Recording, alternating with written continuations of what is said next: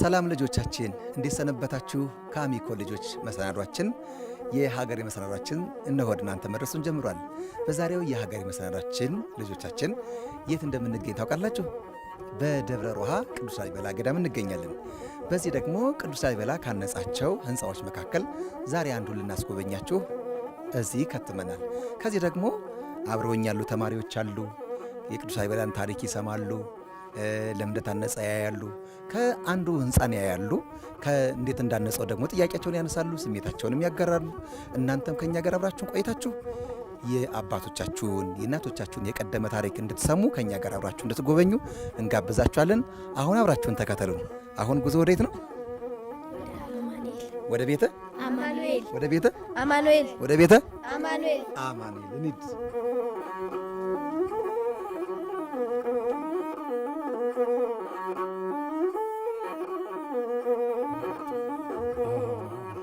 እንኳን ደህና መጣችሁ ልጆች፣ ደህና ናችሁ? እንኳን ወደ ዳግማዊት ኢየሩሳሌም ወደ ቅዱስ ላሊበላ ገዳም በሰላም መጣችሁ። እንተዋወቅ አይደል? መጀመሪያ ልጆች፣ እሺ፣ እኔ ዲያቆን ሄኖክ ታደሰ እባላለሁ። የቅዱስ ላሊበላ ደብረ ሮሃ ሰንበት ትምህርት ቤት ሰብሳቢና የገዳሙ ሰበካ ጉባኤ ነኝ። እሺ፣ እንግዲህ ዛሬ የምናየው ማንን ነው? ማንን ልታዩ ነው የመጣችሁት? ቤተ አማኑኤልን። የማንን ስራ? የቅዱስ ላሊበላን ስራ። በጣም ጎበዝ ልጆች። ስለዚህ ቅዱስ ላሊበላ ምንድን ነው የነበረው? ንጉሥ አይደለም? ጎበዝ። ስለዚህ ንጉሥ ቅዱስ ሆኖ ኢትዮጵያን ለ40 ዓመት ያስተዳደረ፣ በታኅሳስ 29 ቀን ደግሞ በ1101 ዓመተ ምህረት በጉርጉር ደብረ ሮሃ የተወለደ። ስለዚህ በሰላም በፍቅር ደግሞ 40 ዓመቱን አስተዳድሮ ህንፃ ቤተ መቅደሶችን ያነጸ ነው ማለት ነው። ስለዚህ ይህ ብቻ ሳይሆን ደግሞ ክህነትን ከንግስና ጋር ከያዙ ቅዱሳን መካከል አንዱ ቅዱስ ላሊበላ ነው ማለት ነው። ከቅዱስ ላሊበላ ስራዎች መካከል አንዱ የሆነውን የቤተ አማኑኤልን 8ኛውን ስራ የሆነውን የቅዱስ ላሊበላን ስራ እናያለን ማለት ነው። ስለዚህ ወደ ውስጥ እንግባ አይደለ ልጆች?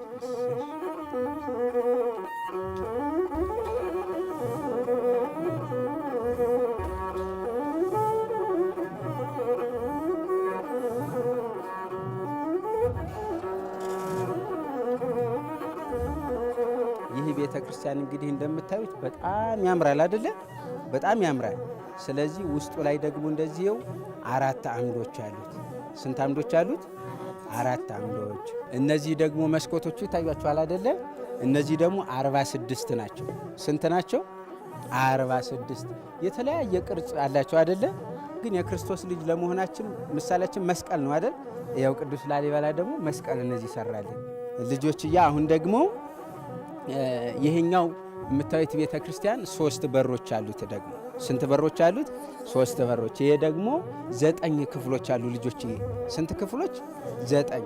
ይሄ ቤተ ክርስቲያኑ ፎቅ ነው። ስለዚህ 9 ክላሶች ደግሞ የ9 ቅዱሳን ተስዓቱ ቅዱሳን የሚባሉት የነሱ ምሳሌ ነው ማለት ነው። ውስጥ ደግሞ ገብተን በኋላ የምናየው ሆኖ 4 አምዶች አሉ። ስለዚህ 4ቱ ደግሞ ስንት ወንጌል ነው ያለው?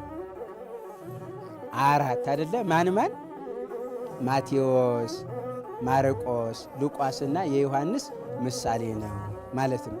ስለዚህ ይህንን አይተን ደግሞ ውስጥ ላይ በሰፊው ደግሞ ሌሎቹን እናያለን ማለት ነው።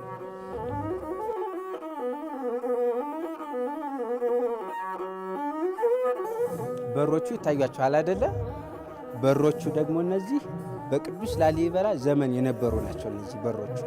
ስለዚህ እነዚህ በሮች ቅዱስ ላሊበላ ከሰራቸው ጀምሮ አልተቀየሩም ማለት ነው።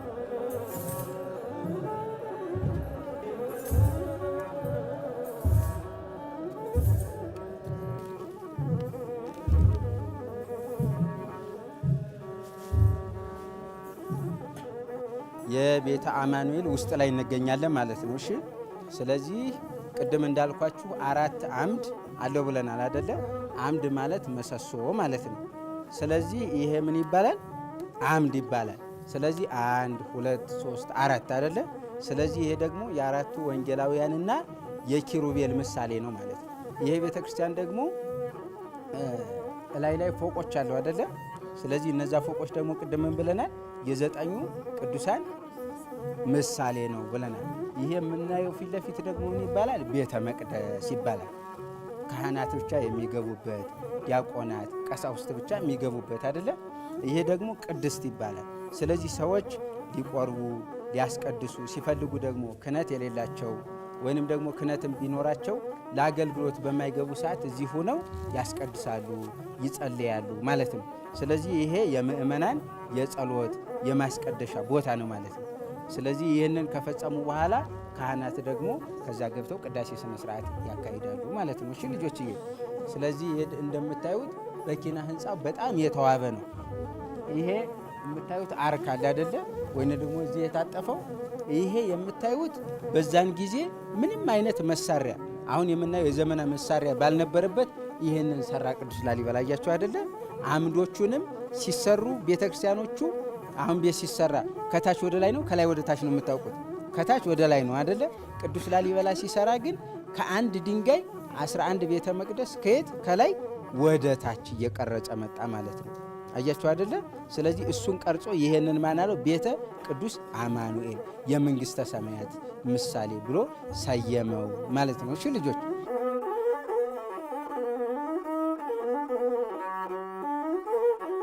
እሺ ልጆችዬ፣ እስካሁን በትንሹ ከብዙ በጥቂቱ የቅዱስ ላሊበላ ስራ የሆነውን ቤተ አማኑኤልን የመንግስተ ሰማያትን ምሳሌ አይተናል አይደለ? አዎ። አሁን ደግሞ በዚህ ቤተ ክርስቲያን ስትመለከቱ አሊያም ደግሞ ሌሎች ጥያቄዎች ካላችሁ አሁን የእናንተን ጥያቄ አስተናግዳለሁ ማለት ነው። እሺ ልጆችዬ፣ ስለዚህ ጥያቄ ያለው አለ? አንተ አለ? እሺ። ቤተ ክርስቲያኑ በምን መሳሪያ ነው የታነጸው?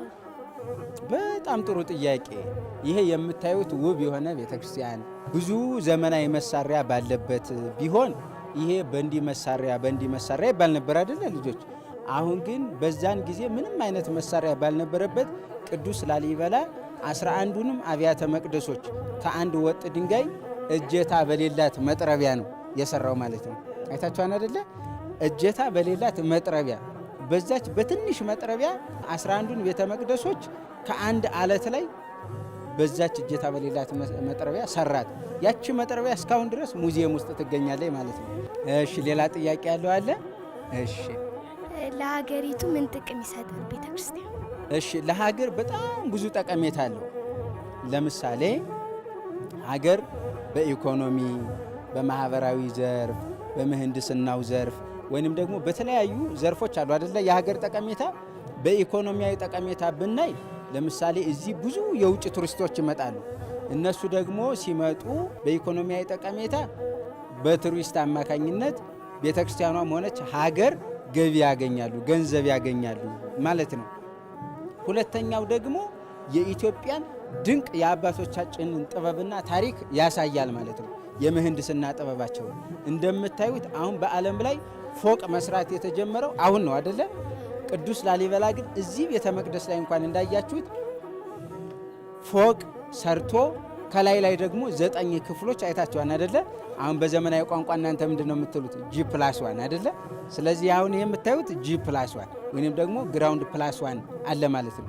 ስለዚህ ፎቅ መስራትን ጥበብ ያስጀመሩ ኢትዮጵያውያን መሆናቸውን፣ እጀታ በሌላት መጥረቢያ ደግሞ በአንዲት መጥረቢያ ያለምንም ዘመናዊ መሳሪያ ይህንን የመሰለ ዲዛይን መስራት መቻሉን፣ ሁለተኛ ደግሞ ምንም የሚመረምርበት መሳሪያ ባልኖረበት እርሱ አባቶቻችን በሚያውቁት ጥበብ ከዚህ ወጥ ድንጋይ ላይ 11 አብያተ መቅደሶች እንደሚታነጹ ማነጽ እንደሚቻል ዲዛይን አድርጎ ይህንን የሰራልን የምህንድስና ጥበባችንን የሚያሳይ ነው ማለት ነው። ከሀገራት ጋር ዲፕሎማሲያችንን ከማጠንከር ማኳያ ደግሞ የቤተ ክርስቲያን ትልቅ ጠቀሜታ አለው ማለት ነው። ምክንያቱም ሀገራት ይህንን ቤተ ክርስቲያን ለማየት ሲመጡ የኢትዮጵያን ባህል፣ የኢትዮጵያን ታሪክ ለሌሎች ሀገሮች ይነግራሉ፣ ያስተጋባሉ ማለት ነው።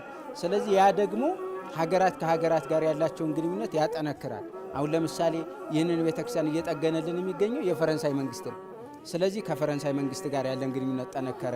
ሌላው ደግሞ በዩኒስኮ ተመዝግቧል። ስለዚህ ዩኒስኮ ጋር ያለንም ግንኙነት ሀገራችን ጠነከረ፣ ያለን ግንኙነት ማለት ነው። ስለዚህ እነዚህንና መሰል ብዙ ጠቀሜታዎችን ይሰጣል። አሁን ላለነው ደግሞ እንደዚህ አይነት ስራ መስራት እንደሚቻል ኢትዮጵያውያን ይህንን ታሪክ የያዝነው አባቶቻችን ያን ይህን እንደሰሩ ሁሉ አሁን ደግሞ እኛ ልክ እንደ ዘመኑ ደግሞ ብዙ ኪነ ህንፃዎችን መስራት እንደምንችል የተማርንበት ነው ማለት ነው። ወይንም ደግሞ ለሀገር ጠቀሜታ እነዚህን ይሰጣል። እሺ ሌላ ጥያቄ ያለው አለ?